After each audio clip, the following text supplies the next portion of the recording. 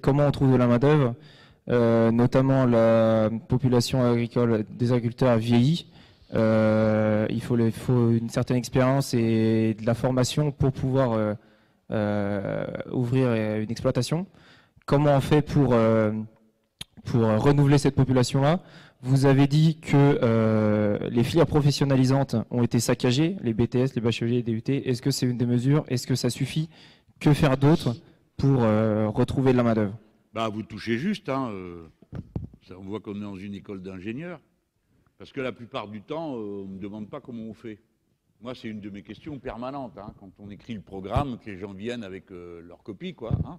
On est au moment de la synthèse, je dis, mais on fait comment? Parce que vous m'avez expliqué, agriculture bio, il nous faut 300 000 paysans. Comment je fais, moi? Ils sont où, les 300 000 paysans? Vous avez raison. Ils sont où? Donc, il y a une chose qui est sûre, c'est que si on veut trouver 300 000 paysans, il ne faut pas leur proposer la vie de chien des paysans d'aujourd'hui, parce que personne ne viendra. Et il y a une quête de sens qui existe, notamment dans la jeune génération. Les gens sont pas comme avant, éberlués, fascinés par la voie de la réussite ultra rapide. Les gens cherchent quelque chose dans la jeune génération, je l'ai remarqué, qui a du sens, ça sert à quelque chose, ça remplit une vie, ça remplit la tête, ça remplit le cœur. C'est très important. Donc il faut changer la condition de vie des paysans. Donc pour ça, il faut leur garantir des revenus. Si vous n'acceptez pas de payer plus cher ce que vous allez manger, vous ne trouverez personne pour aller bosser. Voilà. Alors moi, je pense que, il y a la reconstitution des filières, il y a l'attraction pour les métiers.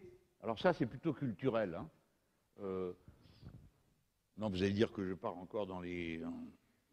Vous allumez la télé, qui c'est que vous voyez au boulot à la télé? Des flics qui courent après des bandits et des fois, ils sont interchangeables. On dirait que dans la vie, il n'y a que ça. Non?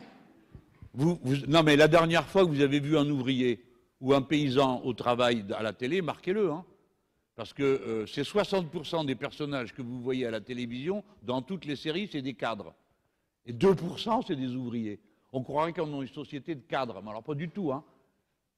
Il y a 23 millions d'ouvriers employés. La différence entre les deux est souvent comme une feuille de papier à cigarette. Donc, il y a quelle image on donne des métiers et de la satisfaction d'un métier bien fait.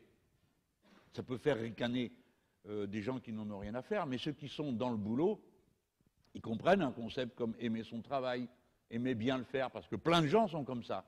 Et pour les paysans, c'est encore plus fort que pour d'autres, parce que vous avez là tout l'environnement qui est autour de vous.